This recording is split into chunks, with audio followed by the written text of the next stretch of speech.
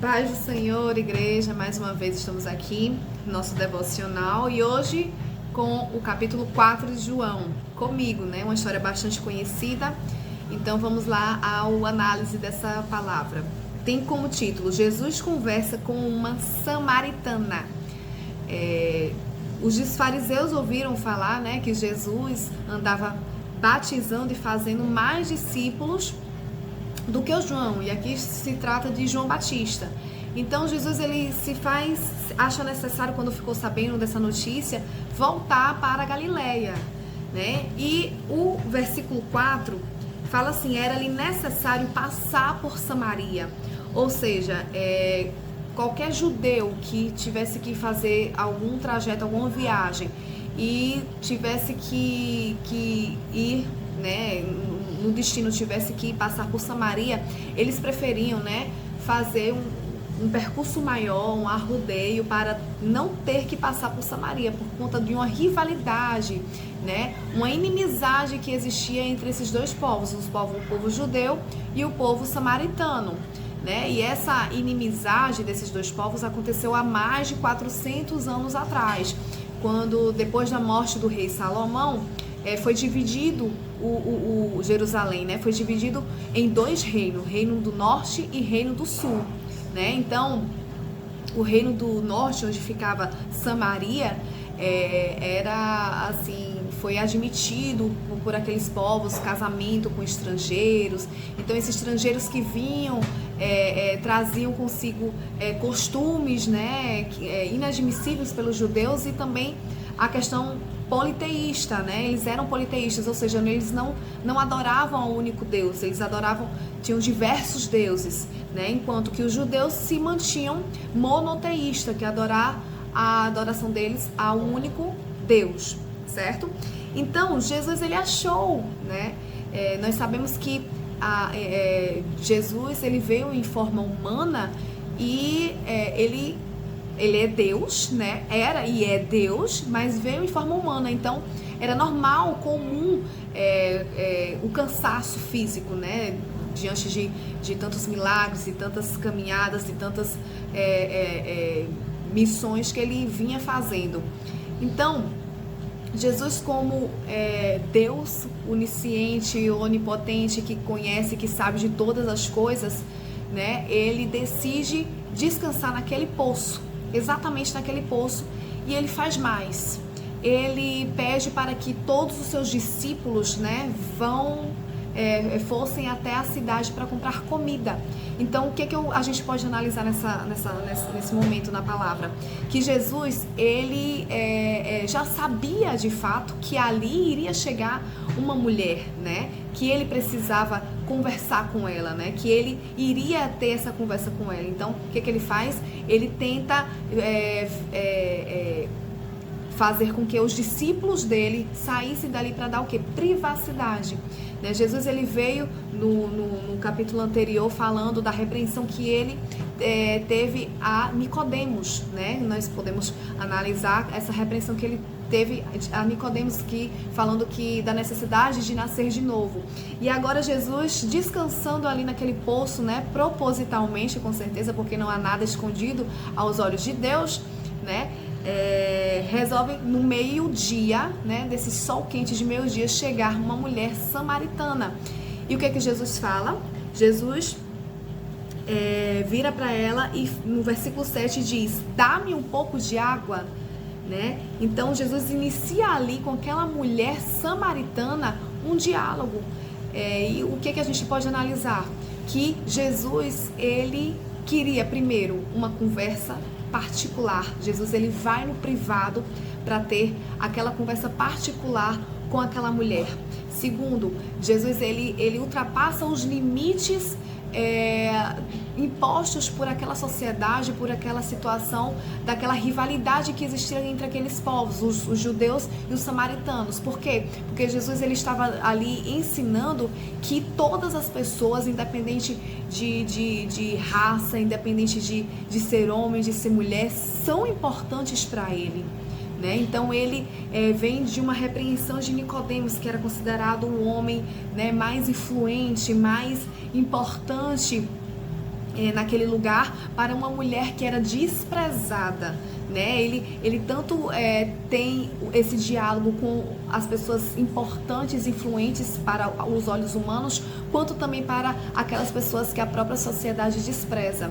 Aquela mulher era uma mulher desprezada, porque a mulher naquela época já não tinha voz, né? O fato de ser mulher não tinha vários direitos, né?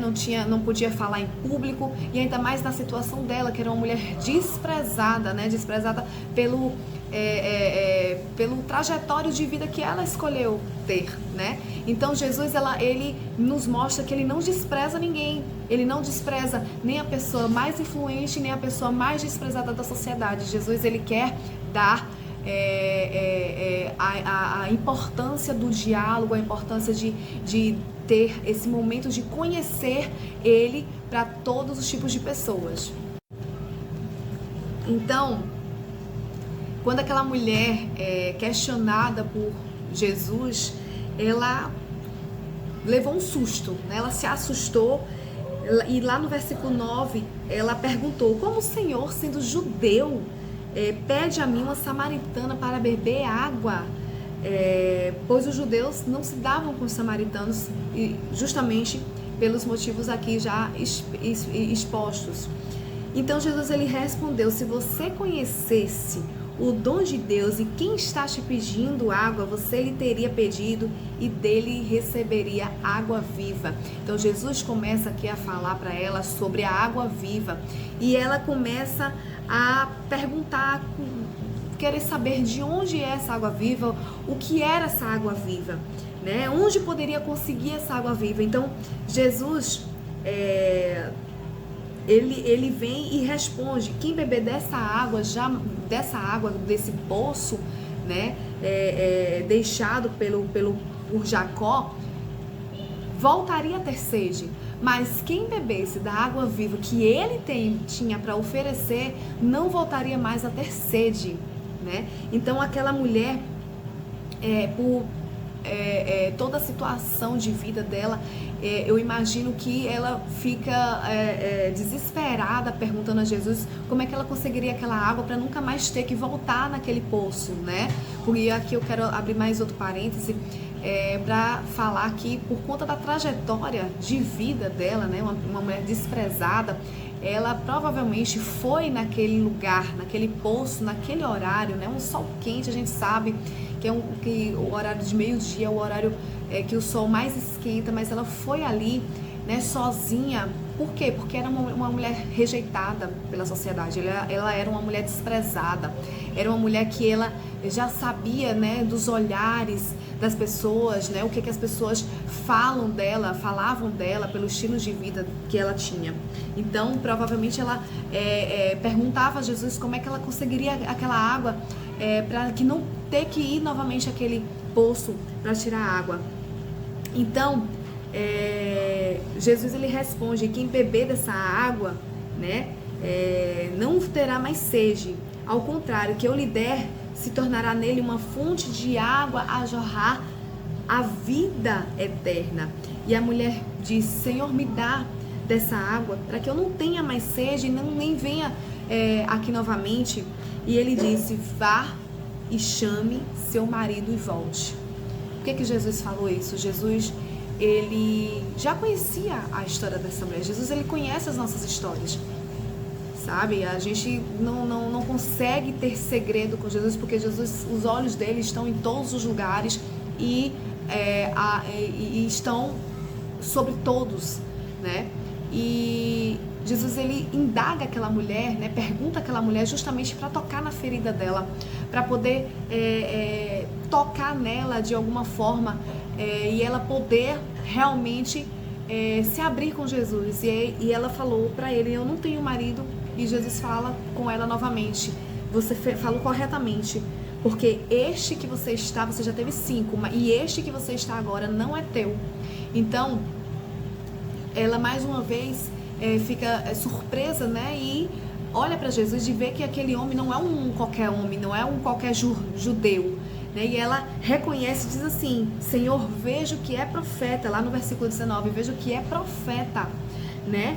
Nossos antepassados, e aí ela começa a indagar Jesus, que os nossos antepassados adoraram neste monte, mas vocês, judeus, dizem que Jerusalém é o lugar onde se deve adorar, né?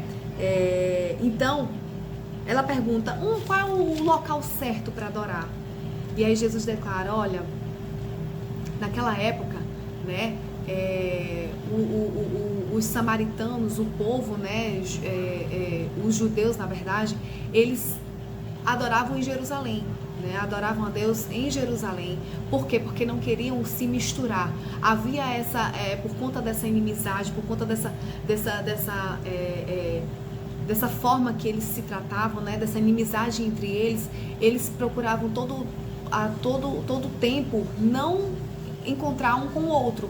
Então os judeus falavam que o lugar certo de adorar a Deus seria em Jerusalém, e os samaritanos falavam que não, que o lugar que deveria ser adorado, que deveria adorar a Deus, seria ali no monte, né, de Gerizim.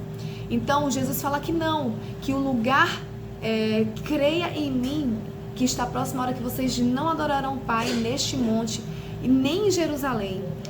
Por quê? Porque Jesus começa a falar sobre a verdadeira adoração, porque essa é a adoração que agrada a Deus, né? Os adoradores que adorarão ao Pai em espírito e em verdade, ou seja, não importa o lugar onde você esteja, seja no seu trabalho, na sua faculdade, não importa o local onde você esteja, adoração é um estilo de vida que nós que conhecemos a Cristo devemos carregar conosco.